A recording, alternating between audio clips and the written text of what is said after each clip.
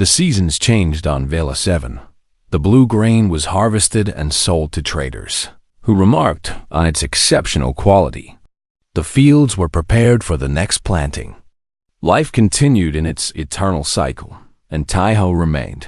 6 months had passed since his arrival. In that time, he had become part of the rhythm of Yuna's world. He knew which fields needed attention and which could wait. He knew which traders offered fair prices and which tried to cheat. He knew when Yuna needed company and when she needed silence. They had not married. Among the Velari, marriage was a formal ceremony that required family approval, and Yuna's family had made their position clear. But Taiho did not seem to care about ceremonies. He cared about being present, about showing up each day and proving his commitment through actions rather than words. One evening, as they sat on the porch watching the sunset, Yuna asked him about it. "Do humans have marriage ceremonies?" "We do," he said. "Different kinds, depending on culture and belief. Some are very elaborate with hundreds of guests. Some are simple, just two people making promises to each other. Which kind would you want?" He looked at her with those steady eyes. "I would want whatever makes you happy. If you need a ceremony, we can have one.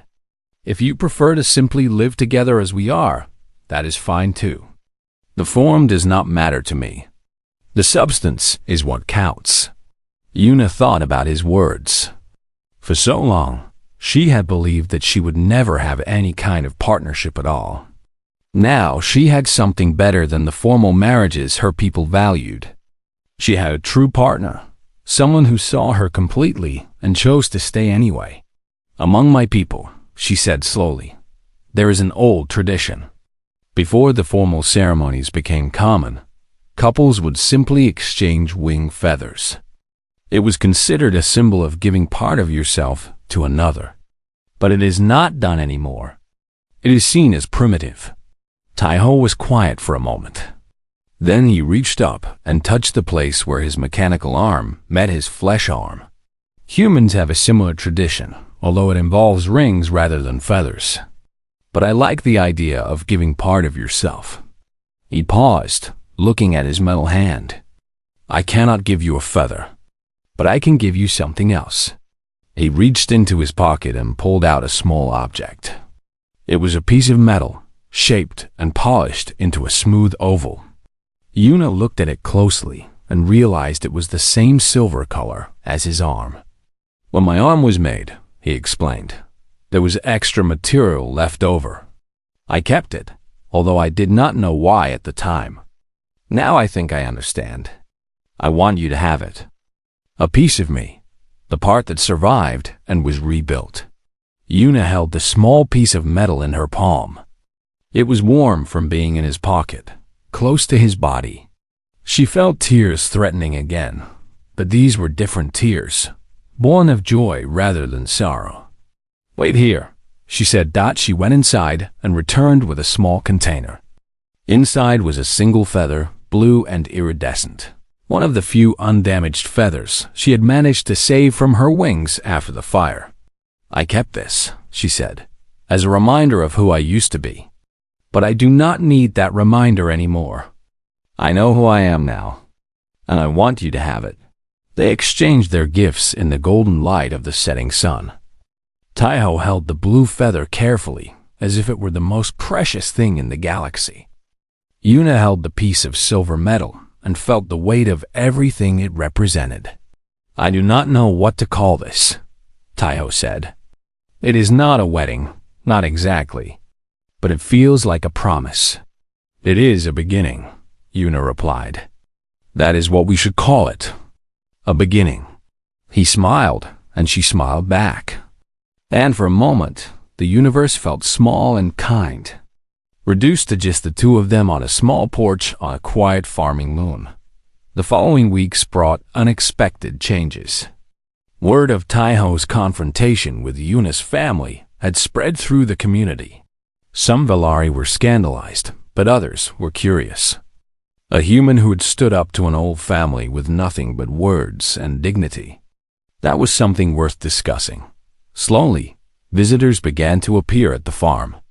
Neighbors who had avoided Yuna for years came by with gifts and questions. Young Valari who had their own doubts about traditional values sought her out for conversation. Even a few other species, traders and workers who passed through Vela 7, stopped to meet the human veteran they had heard about. Taiho greeted them all with the same calm patience. He answered questions about Earth and humans and his time as a soldier. He did not boast or exaggerate. He simply told his truth, and people respected that. One day, an elderly Valari woman came to visit. She had wings that were faded and bent with age, and she walked with a cane carved from dark wood. "I heard about you," she said to Taiho. "I heard what you said to the old family, about worth not being found in wings or wealth." "I meant every word," Taiho replied. The old woman looked at him for a long moment, then nodded slowly. "My granddaughter was born with weak wings. She will never fly. Her parents are ashamed of her. They hide her away like a secret. I have been trying to tell them that she is still valuable, still worthy of love. But they do not listen to me." Yuna stepped forward. "Bring her here. Let her meet us. Let her see that she is not alone." The old woman's eyes filled with tears. "You would do that? You would welcome her?" "Of course. Everyone deserves to know they are not alone."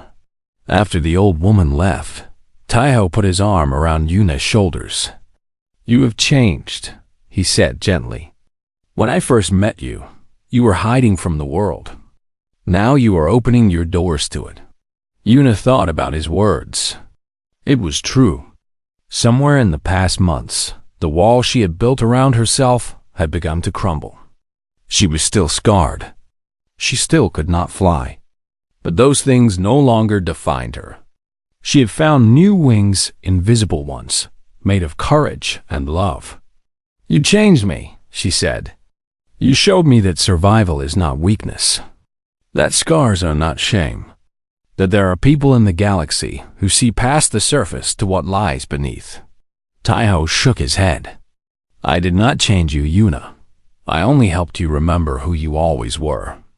The strength was always there. The worth was always there. You just needed someone to remind you." She leaned into him, feeling the warmth of his body and the cool metal of his arm against her shoulder. She thought about the journey that had brought them here. A desperate posting on a registry, a kind message from a stranger.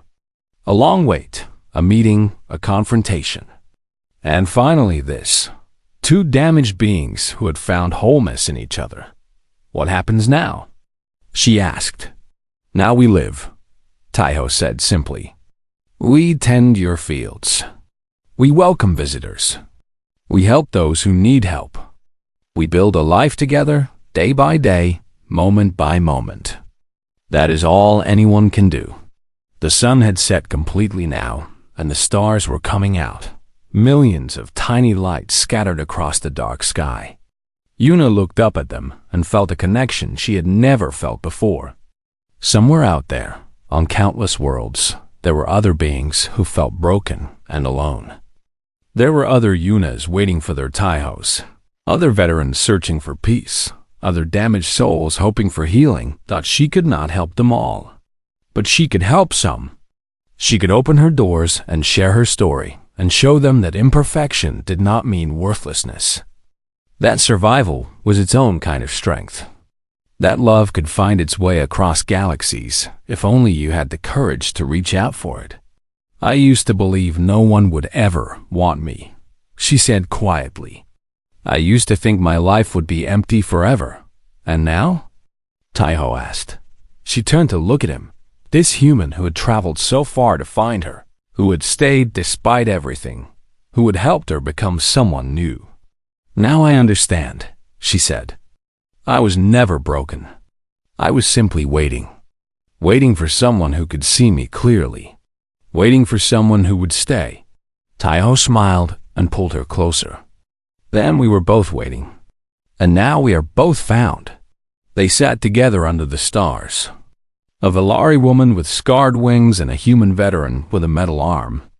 Two beings who had every reason to give up on hope, but had chosen to keep trying. The universe was vast and often cruel.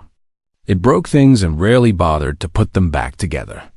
But sometimes, when the right people found each other, something beautiful emerged from the wreckage. Something stronger than perfection. Something like love. And so Yuna's story, which had begun in loneliness and despair, found its true beginning on that quiet night under the stars of Vela 7, with the man who had answered when she thought no one would. Not an ending, a beginning. The days that followed were the happiest Yuna had known since childhood. Taiho fit into her life as if he had always been there. He woke early each morning and helped her in the fields, using his mechanical arm to lift heavy equipment that she usually struggled with alone. He learned quickly, asking questions about the soil and the weather and the best ways to care for the blue grain dot in the evenings. They sat together on her small porch and watched the sun set over the fields. They talked about everything and nothing. They shared meals that Yuna prepared with more care than she had used in years. They laughed at small things. The way Taiho mispronounced Valari words and the way Yuna could not understand human jokes. It was simple. It was peaceful. It was everything she had dreamed of during her long, lonely years. But Yuna knew it could not last. Word traveled quickly in the small communities of Vela 7. People had seen her at the landing station with a human man. People had seen him working in her fields. And eventually, that word would reach her family. It happened on the 10th day. Yuna was preparing lunch when she heard the sound of a transport approaching. It was not the gentle hum of the trader vehicles that sometimes passed by. It was a louder, more expensive sound, the kind made by vehicles owned by wealthy families. Her stomach dropped. She knew that sound. Taiho, she called to the field where he was working. Someone is coming? He walked over to stand beside her, wiping sweat from his forehead. Together, they watched as a sleek silver transport landed in front of her house. The doors opened, and 3 Valari stepped out. The first was her older brother, Yemen. He was tall and proud, with wings that spread wide and beautiful behind him. He wore expensive clothes and looked at Yuna's small farm with obvious distaste. The second was her sister, Mina. She was younger than Yuna, but had married well and considered herself superior in every way. Her wings were decorated with jewels that sparkled in the sunlight. The third was her mother, Sunhee. She was old now. Her wings faded with age, but she still carried herself like a queen. Her eyes moved from Yuna to Taiho and back again, and her expression was cold. "So it is true," Yemen said without greeting. "You have brought a human to live with you." I did not believe it when I heard. Yuna stepped forward, placing herself slightly in front of Taiho. "He is my guest. What business is it of yours?" "What business?" Mina laughed, a sharp and unpleasant sound. "You are part of this family, whether you like it or not. Your actions reflect on all of us. And now you have invited this lesser species into our community." "People are talking, Yuna. Important people." Taiho stayed silent beside her. Yuna could feel the tension in his body, the old soldier instincts preparing for conflict. But he did not speak. He did not move. He waited. "He is not a lesser species," Yuna said firmly. "He is a person, the same as you or me." Her mother finally spoke, her voice cold and sharp. "Humans are known throughout the galaxy as violent and crude. They fight endless wars among themselves. They have no culture, no tradition, no beauty. They are barely civilized. And you have chosen to associate yourself with one of them. It is bad enough that you are damaged, Yuna. Must you also bring shame upon us?" The words hit Yuna like physical blows. Damaged. Shame. The same words she had heard all her life, used to remind her of her place. But before she could respond, Taiho stepped forward. His movement was slow and deliberate, not threatening, but it drew all attention to him. "With respect," he said in careful Valari, "I would like to speak." Yemen sneered. "Humans do not speak in family matters. Then I will speak as a guest in your sister's home." Taiho's voice was calm and steady. "I came here because Yuna invited me." She did not hide who she was. She did not pretend to be something perfect. She was honest about her scars, her loneliness, her fears. That honesty is more valuable than any physical beauty I have ever seen. Sunhee's eyes narrowed. "You dare to lecture us about value? Your species has existed for barely a moment in galactic history. What do you know about worth?" "I know that worth is not found in wings or wealth or status." Taiho's mechanical hand caught the light as he gestured.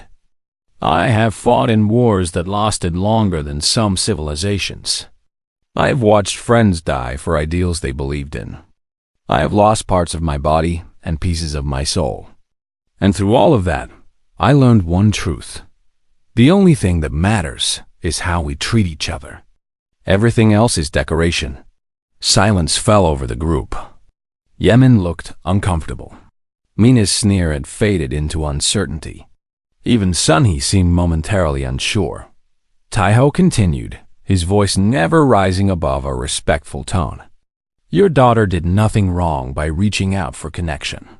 She did nothing wrong by hoping for love. If your family considers that shameful, then I think the shame belongs elsewhere." Yemen stepped forward, his wings spreading in a display of dominance. "Watch your words, human. You are speaking to the head of this family." Taiho did not flinch. He did not spread his shoulders or raise his voice. He simply stood there, solid and unmoved, like a mountain that had seen 1,000 storms. "I meant no offense. I am simply speaking truth as I see it. Your sister is a good person. She works hard. She is kind. She has survived pain that would have broken many others. If you cannot see her value, then perhaps you have not looked closely enough."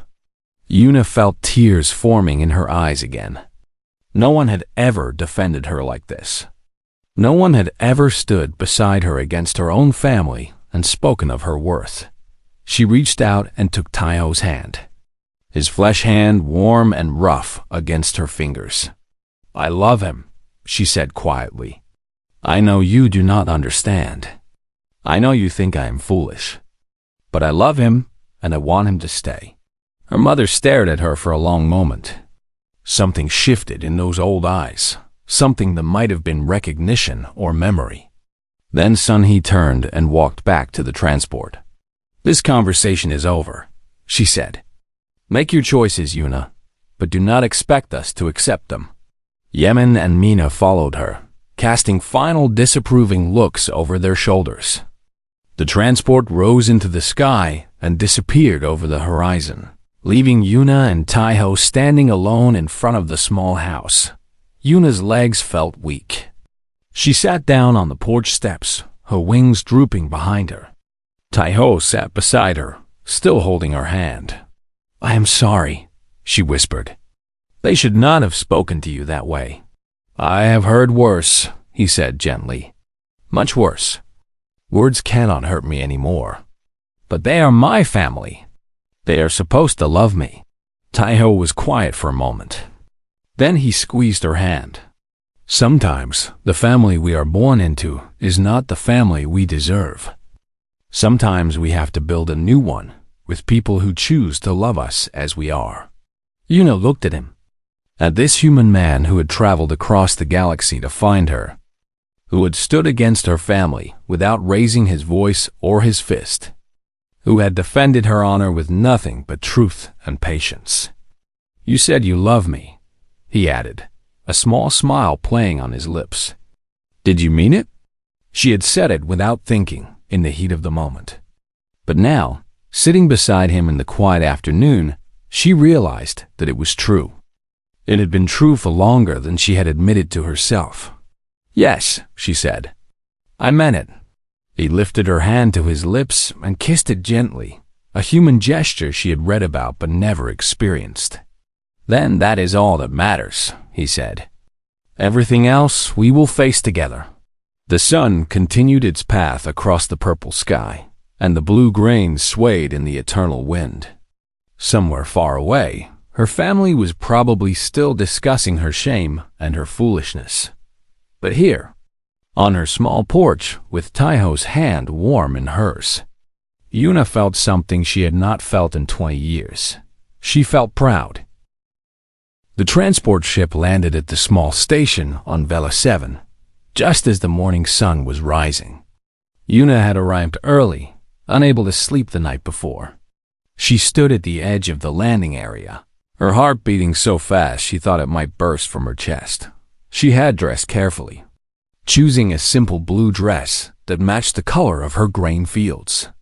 She had tried to arrange her wings in a way that hid the worst of the scarring, but there was only so much she could do. They hung against her back, a constant reminder of who she was and what she had lost. Passengers began to exit the ship. Most were traders and workers, beings of different species who had business on the farming moons. They walked past her without a second glance, hurrying to their destinations. Then she saw him. Taiho was taller than she had expected. Humans were generally shorter than Valari, but he stood straight and strong, moving with the careful steps of someone who had learned to watch his surroundings at all times. His hair was dark and cut short. His face was weathered, lined with experiences she could only imagine. And his left arm, from the elbow down, was made of silver metal that caught the morning light. He carried a single bag over his right shoulder. His eyes moved across the landing area, searching. When his gaze found her, he stopped walking. For a moment, they simply looked at each other across the distance. Yuna felt exposed, vulnerable, as if all her secrets were written on her skin for him to read. Then Taiho smiled. It was a small smile, gentle and warm, and it transformed his entire face. He walked toward her slowly, giving her time to run if she wanted to. But she did not run. She stayed where she was, frozen between fear and hope. "Yuna," he said when he reached her. His voice was deeper than she had imagined, with a rough edge that spoke of years of commands and battles. "It is good to finally meet you." She opened her mouth to respond, but no words came out. Up close, she could see the scars on his neck, thin lines that disappeared beneath the collar of his shirt. She could see the place where flesh met metal on his arm, the boundary between what was born and what was built. "You are staring at my arm," he said gently. "It is okay. I am used to it." "I am sorry," she managed to say. "I did not mean to be rude." "You are not rude. You are curious. That is different." He shifted his bag and looked at her with those steady eyes. "I have been staring at you too, if that makes you feel better. You are more beautiful than your pictures showed." Yuna felt heat rise to her face. "You cannot mean that. You have not even seen my wings properly. Then show me." The request was so simple, so direct, that it caught her off guard. She had spent years hiding her wings, covering them with cloaks and standing with her back to walls. The thought of deliberately showing them to someone made her feel sick with fear, but she had invited him here. She had asked him to travel across the galaxy to meet her. She owed him honesty, if nothing else. Slowly, painfully, she turned around. She let her wings spread as far as they could go, which was not very far. The left wing was the worst, twisted and scarred from the fire, unable to extend fully. The right wing was better, but still damaged, the membrane thin and fragile where the burns had healed badly. She stood there with her back to him, her eyes closed, waiting for the sound of disgust or pity. She waited for him to make an excuse, to say he had made a mistake, to leave her standing alone in the morning sun. Instead, she felt something touch her wing. Gently, so gently she almost did not feel it at first. Fingers tracing the edge of a scar, carefully, as if it were something precious. She turned around quickly, her eyes wide with shock. Taiho was standing close to her now, his metal hand raised. The silver fingers were smoother than she had expected, designed for delicate work as well as strength. "May I?" he asked, gesturing toward her wing. She nodded, unable to speak. He reached out again, this time with his flesh hand, and touched the scarred membrane softly. His eyes were not filled with pity. They were filled with understanding. "I know these scars," he said quietly. "Not the same ones, but I know them. I know what it costs to survive something that should have killed you. I know what it means to carry the evidence of that survival on your body for everyone to see."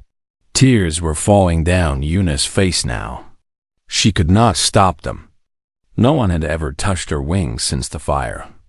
No one had ever looked at them with anything but disgust or pity. Taiho pulled back his sleeve with his other hand, revealing where the metal arm connected to his flesh. The skin there was rough and scarred, burned by the explosion that had taken his arm. "We match," he said simply. "Different fires, different wars, but we match." Yuna laughed through her tears. It was a broken sound, half sob and half joy. "I thought you would run away when you saw me. And I thought you would be afraid of my metal arm. I thought you would see a broken soldier and send me back to Earth. You are not broken," she said fiercely. "You survived. That is not broken. That is strong." He smiled again, that gentle smile that made her feel warm and safe. "Then neither are you, Yuna. Neither are you." They stood together in the morning light, two damaged beings from different worlds who had found each other across the vast emptiness of space. Yuna felt something inside her shift, like a door opening after being locked for many years. "Come," she said finally, wiping her tears. "Let me show you my home. I made food for you, although I do not know what humans like to eat. I hope it is acceptable." Taiho picked up his bag and walked beside her toward the transport vehicle that would take them to her farm. "I have eaten military rations for 15 years. Anything you make will be the best meal I have ever had." She laughed again, and this time it sounded more natural. "You have low standards. I have simple needs. Food, shelter, and company. You are offering me all three. That makes me a lucky man." They rode through the fields of blue grain, the stalks waving in the morning breeze like an ocean of sapphire. Taiho watched the landscape with wonder in his eyes. Yuna watched him watching, seeing her home through the eyes of a stranger and finding it beautiful again. When they reached her house, she suddenly felt nervous. It was small and plain, nothing like the grand homes of wealthy Villari families. But Taiho stepped inside and looked around with appreciation. "This is perfect," he said. "It feels like a real home. Not a display, not a performance. Just a place where someone lives and works and rests." "It is small," she said apologetically. "It is enough. Enough is all we ever need." He set his bag down by the door and turned to face her. "Thank you for inviting me, Yuna. Thank you for giving me a chance." She looked at this human man standing in her small kitchen, his metal arm catching the light from her window, his scarred face soft with gratitude. "Thank you for answering," she said. "Thank you for not looking away." They stood in comfortable silence for a moment, two survivors beginning a new chapter together. Outside, the blue grain swayed in the wind, and the sun climbed higher into the purple sky. For the first time in 20 years, Yuna's house did not feel empty, but it felt like home. Yuna wrote and rewrote her reply many times before she was satisfied. She wanted to sound grateful but not desperate.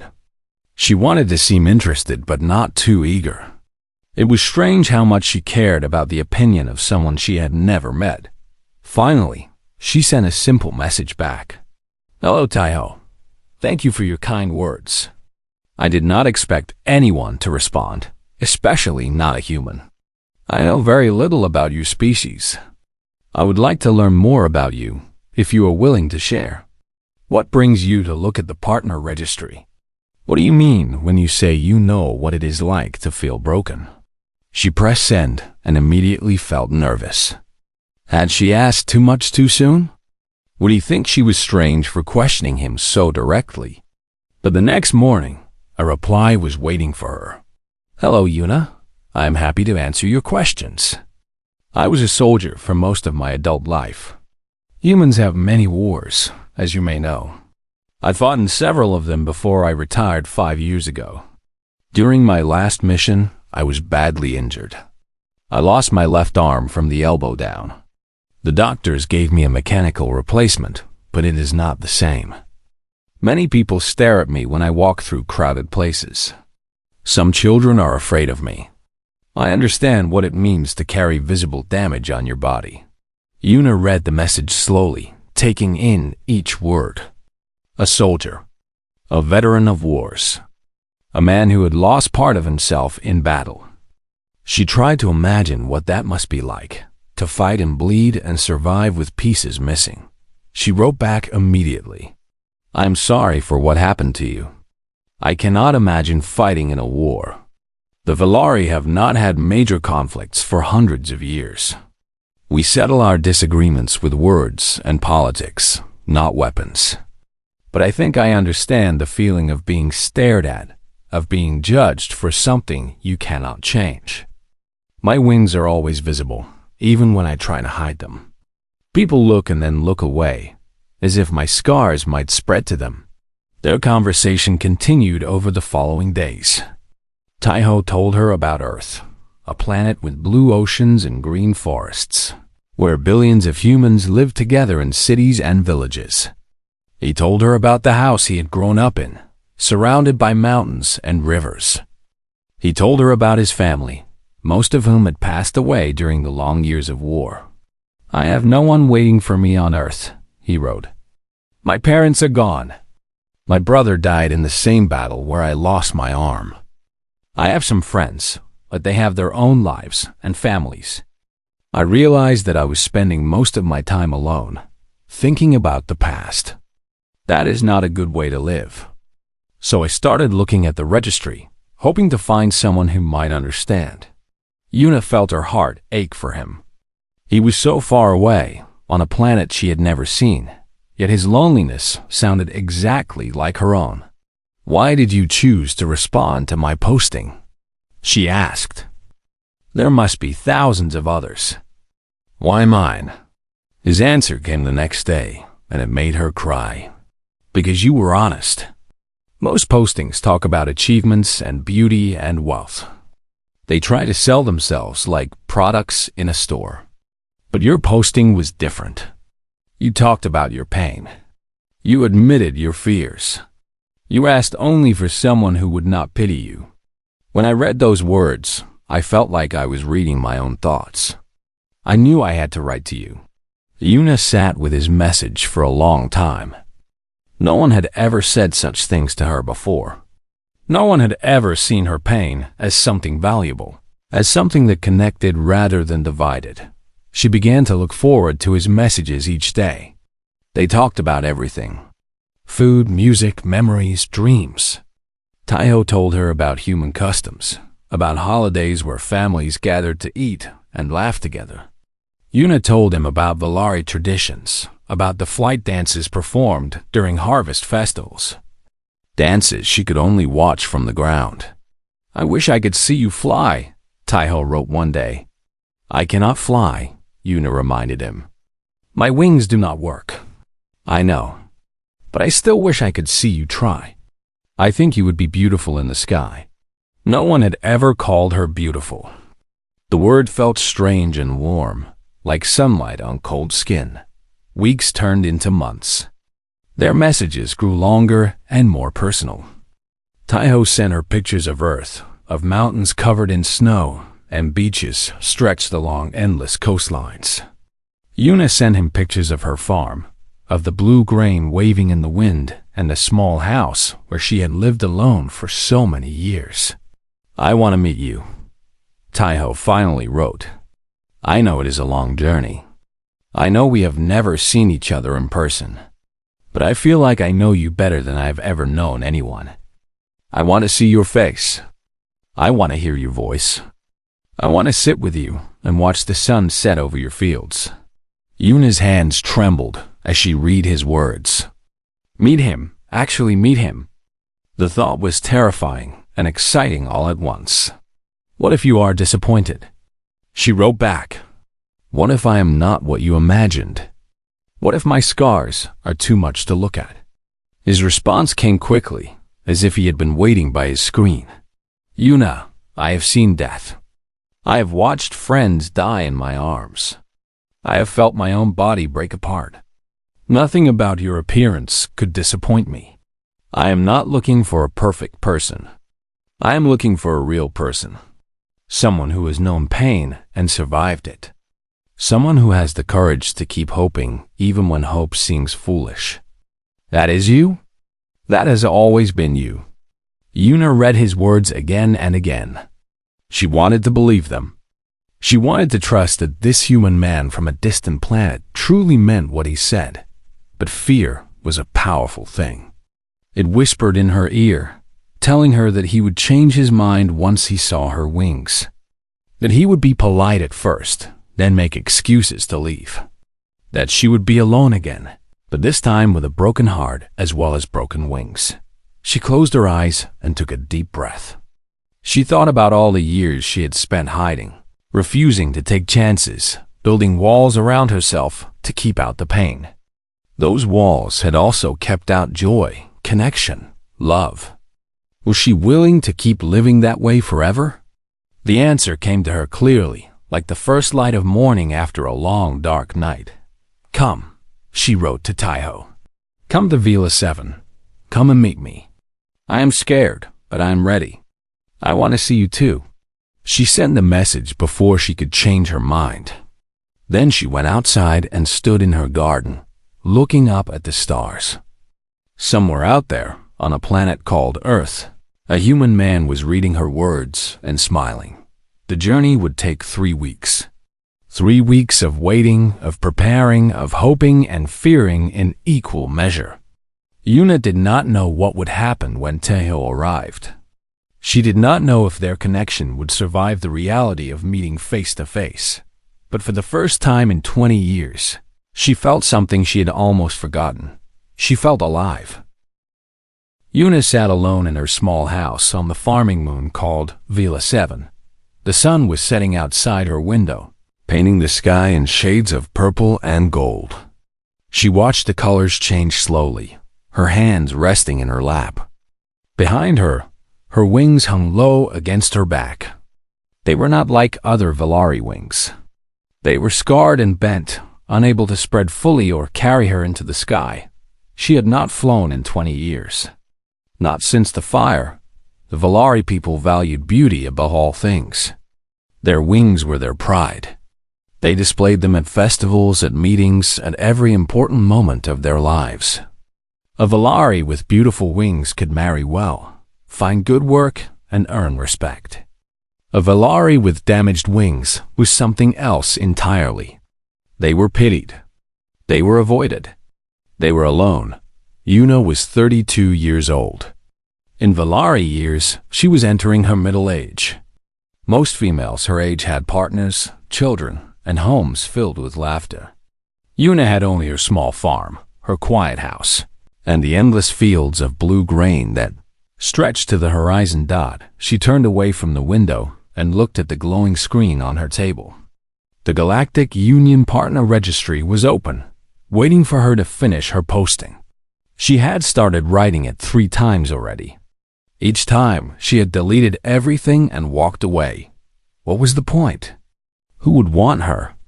But tonight felt different. Tonight, the loneliness pressed against her chest like a heavy stone. She was tired of eating alone.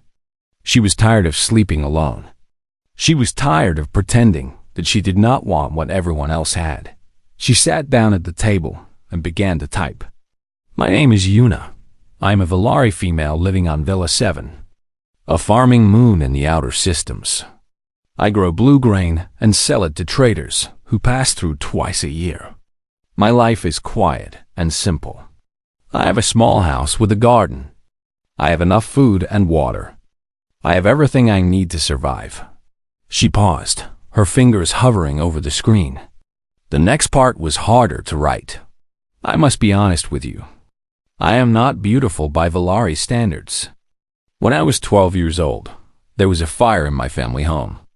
I survived, but my wings were badly burned. They healed, but they are scarred now. I cannot fly. I cannot display them proudly like other Valari females. Many people in my community feel sorry for me. Some avoid me completely. I have accepted this as my life." Yuna felt tears forming in her eyes, but she blinked them away. She had cried enough over the years. Crying changed nothing. "I am posting this message because I am lonely. I do not expect anyone to answer. I know that my appearance makes me undesirable, but I wanted to try just once to reach out. If there is anyone in the galaxy who values kindness over beauty, patience over perfection, I would like to meet them. I do not need much. I only need someone who will not look at me with pity." She read the message 3 times. It was honest. It was sad. It was the truth of her life written in simple words. Her finger moved toward the delete button just as it had done before. But this time, something stopped her. A small voice inside her head whispered that she deserved to try. That she deserved at least a chance to be disappointed before she could change her mind. She pressed the send button. The message flew out into the network, traveling across star systems and through relay stations, joining millions of other postings from lonely beings across the galaxy. Yuna stared at the screen for a long moment. Then she stood up and walked to her kitchen to make tea. She did not expect any answers. She had posted on the open registry, which meant any species could respond. But the Valari were not popular among other races. They were seen as proud and cold. And Yuna herself had nothing to offer except her damaged self. The tea was warm in her hands as she sat by the window again. The stars were coming out now, tiny points of light scattered across the dark sky. She wondered how many other beings were sitting alone tonight, looking at those same stars, feeling the same emptiness she felt. Her people believed that the gods had made the Valari perfect. They believed that any flaw was a sign of weakness, a mark of shame. Yuna had grown up hearing these words. She had believed them for a long time. She had hated herself for being broken, for surviving when her wings had not. But lately, she had started to question these beliefs. Was she really worth less than others just because her body was different?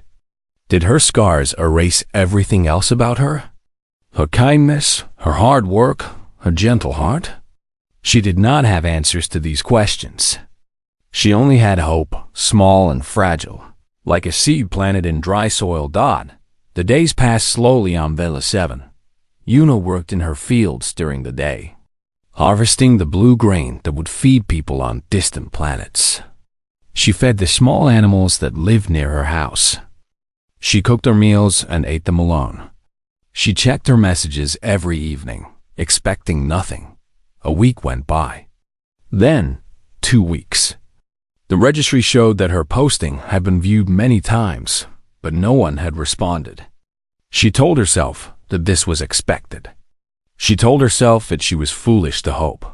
On the 17th day, she opened her messages and found one new notification. Her heart jumped in her chest. Her hands trembled as she opened it. The message was short. It was written in simple Galactic Common, the language that all species used to communicate. It said, "Hello, Yuna. My name is Taiho. I am a human from Earth. I read your posting. I felt moved to respond. I know what it is like to feel broken. I know what it is like to be alone. I am not looking for perfection. I am looking for someone real. If you are willing, I would like to know more about you." Yuna read the message 5 times. A human. She had heard of humans, but she had never met one. They were a young species, known for their wars and their strange ability to survive anything. They were considered rough and unsophisticated by the Valari elite, but this message was not rough. It was kind. It was careful. It asked for nothing except a chance to talk. Yuna put down her teacup and began to type her reply.